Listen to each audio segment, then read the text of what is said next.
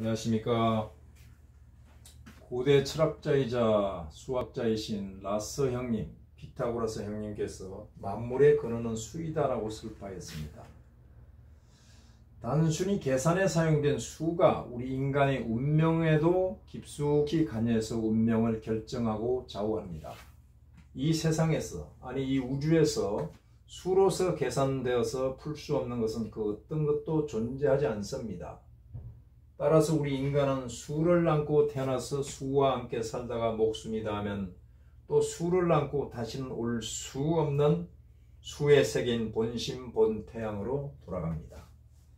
아베 신조 전 일본 총리의 주요 정치 일정과 최근 피격 사망은 그의 운명수 사에 응한 것이다 라는 제목으로 아베의 삶의 여정과 정치적 역정에 대해서 주요한 이벤트를 수비학적으로 풀어서 입증을 해보도록 하겠습니다.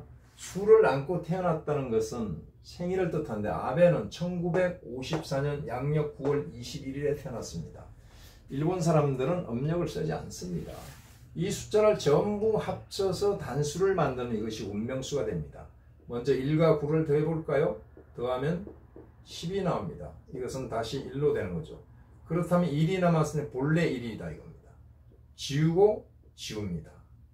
공과 9는 계산에 상계하지 않습니다. 이렇게 되면 운명수를 더욱더 신속하게 뽑아낼 수 있습니다. 자, 9 지웁니다. 두 개 합치면 9니까 지우고 9 지우고 1과 2와 1을 더하면 4가 나오는데 아베의 운명수는 4가 되는 겁니다. 4가 운명수가 되면 그 주변에 계열수가 있는데 1과 7이 같은 역할을 합니다. 1, 4, 7은 같은 동등한 그런 에너지다 이렇게 보시면 됩니다. 운명수는 명자를 지으면 운수가 됩니다. 신수를 본다는 뜻도 되죠. 이 운명수는 그래서 내가 태어나면서 받았기 때문에 이것은 생명과 관련이 있습니다. 그래서 생명의 근원이 되는 겁니다. 죽을 때도 반드시 이 숫자를 안고 죽습니다. 그 다음에 내가 살면서 생활의 이정표가 되는 겁니다.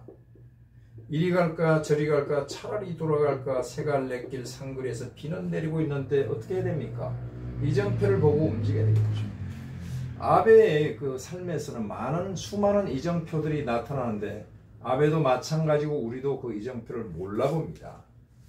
그 다음에 무한 질주하는 인간 욕망에 한계가 있다는 것을 경고하는 엄숙한 신호등이다. 욕망의 신호등이다. 아베는 신호등을 무시하고 욕망에 앞서서 질주를 하다가 이런 화를 당했다라고 볼 수가 있습니다. 자, 그러면 운명수는 태어났다는 뜻이죠. 탄생을 뜻합니다. 긍정적인 면이죠. 탄생은 그 시작을 뜻하죠. 시작. 출발이라는 뜻입니다. 자, 그렇다면 어떤 그 좋은 일이 있으니까 천국과 같다, 천사다 이렇게 볼 수가 있습니다. 그런데 우리가 꼼꼼히 생각해보면 어머니 뱃속에서 10개월 있다가 세상에 태어났으니까 어머니 뱃속에 있는 것을 졸업한 겁니다. 졸업했다는 뜻입니다. 그래서 부정적으로는 졸업이란 뜻도 있습니다. 즉 사망이란 뜻이 있습니다. 인간은 탄생하면서부터 죽음으로 계속 달리고 있는 겁니다. 시작이 있으니까 끝이 있죠. 출발이 있으니까 종점이 있는 거죠. 천국이 있으니까 지옥이 있는 거고 천사가 있으니까 악마가 있는 겁니다. 이 숫자는 그때그때 천사의 모습으로 악마의 모습으로 나타나서 작용을 하기 시작합니다. 그 리듬을 타는 것이 굉장히 중요한 겁니다. 자, 동양에서는 더욱더 깊숙이 수가 우리 생활에 들어가 있습니다. 올 수 있어, 갈 수 있어, 할 수 있어, 예뻐질 수 있어 이런 것. 그 다음에 역학의 최고봉이라고 할 수 있는 태열수가 있습니다. 수가 들어갔죠. 철판신수라는 것이 있습니다. 수입니다. 역시 별자리여서 명을 보는 자미두수가 있습니다. 수입니다. 또 주역으로서 점을 치는 매하역수가 있습니다. 하락이수로서 주역으로서 명을 보는 하락이수 명법이 있습니다. 범위수라는 게 있습니다. 범수와 위수는 선천수와 후천수도 이것은 즉 대정수를 뜻하기도 합니다. 자, 이런 것들이 전부 수죠. 그 다음에 기문을 포국을 할 때 홍국수로서 포국을 합니다. 모든 것이 수입니다. 하도와 낙서에서 수가 나와서 출발을 했다고 보는데 역학이 근원은 다 수다. 우리가 공부하는 사주명리학도 10간이 있죠. 10진법이고 12진은 12진법이고 60갑자는 60진법이란 말이에요. 다 수학입니다. 주역은 뭡니까? 64개 있죠. 64라는 숫자가 왜 났습니까? 수학이잖아 이것도요. 64를 합치면 어떻게 됩니까? 완성수 10이 되고 10은 다시 1로 환원되고 시작과 끝을 보여주는 것이 64개다 이렇게 볼 수가 있거든요. 주역은 수학적으로 풀면 더 재미가 있습니다. 자, 그러면 아베의 주요 정치 일정을 하나하나 풀어서 공부를 해보겠습니다. 1번부터 9번까지만 정리를 했습니다. 37대 자민당 간사장으로 정치 입문을 했다. 회사 생활을 하다가 부친 아베 신따로의 따로 태랑이니까 아마 장남이겠죠. 비서를 하다가 자민당 간사장이 된 것으로 하는데, 간사장은요 총재 밑에서 당 업무를 총괄하니까 총재가 될 가능성이 높고, 총재가 돼서는 바로 총리가 될 수 있는 바로 밑입니다. 37대니까 이것을 합치면 10이죠. 이것은 환원수 1로 됩니다. 이런 뭔가요? 운명수 4에서 나타났죠. 굉장히 중요한 출발을 뜻하는 것이 그대로 나타났다고 볼 수가 있습니다. 1993년도 제40회 중의원 총선에 사망한 부친 아베 신타로의 지역구 야마구치현 제1구 선거구를 뜻하겠죠. 당시에는 그랬는데 나중에는 사구로 바뀌었답니다. 출마해서 당선이 됩니다. 1993년도입니다. 구를 지우니까 4가 났습니다. 운명수가 그대로 나타났죠. 40회니까 뭡니까? 또 나타났습니다. 자, 제1구입니다. 1구는 뭐예요? 운명 계열수가 나타나니까 이것도 마찬가지로 4와 관련이 되어 있습니다. 나중에는 제4구로 바뀌었습니다. 제4구로. 4구로 바뀐 것은 아베에게는 행운입니다. 행운의 숫자입니다. 자, 천사의 모습으로 나타나서 지금 작용을 하고 있습니다. 여기서 내리 10선에 해당했는데 이것은 뭡니까? 1이잖아요. 이런 숫자들이 계속해서 나타나면서 천사의 모습으로 나타나기도 하고 악마의 모습으로 나타나기도 합니다.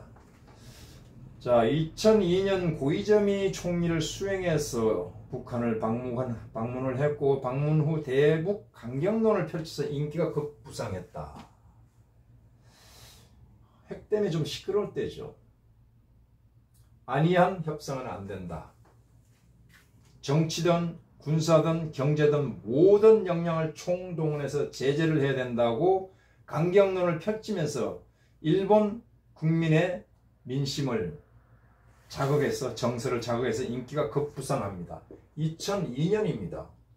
사잖아요. 인기가 급부상했다는 것을 그대로 나타낸다. 자, 여기까지는 천사의 모습인데 이제 악마의 모습도 나타납니다. 2004년 자민당 간사장으로 참여한 선거에서 목표 51석 미달 49석 확보로 사임합니다. 2004년은 뭡니까? 6인데 나의 운명수와 거리가 멉니다. 참여한 선거에서 목표 51석을 잡았습니다. 이것도 6입니다. 거리가 멉니다. 49석을 확보했다. 이것을 더하면 13이고 4가 나오는데 이 운명수가 악마의 모습으로 나타난 거죠. 차라리 51석이 아니라 58석을 목표로 했더라면 오히려 4가 나와서 초과 달성할 수도 있었겠다라고 생각해 봅니다. 자, 2013년 9월 7일에 올림픽과 패럴림픽을 유치합니다. 자, 이때가 중요한 계기인데 이때 살짝 물러나야 됩니다. 패럴림픽은 장애인 올림픽이죠.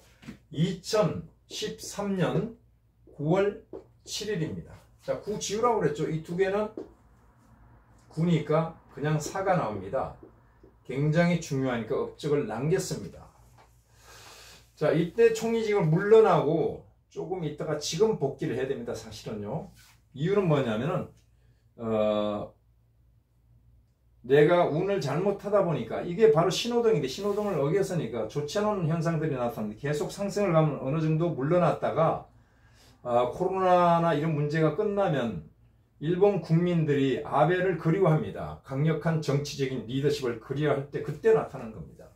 자, 2017년 도쿄 도의회 선거에 실패를 합니다. 자, 이렇게 하면 1이죠. 1인데 이번에는 악마의 모습으로 나타났습니다. 자, 2020년 하계 올림픽이 코로나 때문에 연기가 됩니다. 2020년인데 이것은 4입니다. 자, 또 악마의 모습으로 작용을 합니다. 그래서 물러나야 된다는 얘기입니다. 코로나19라는 숫자가 이게 10입니다. 그래서 1인데 아베에게는 굉장히 안 좋은 역할을 합니다.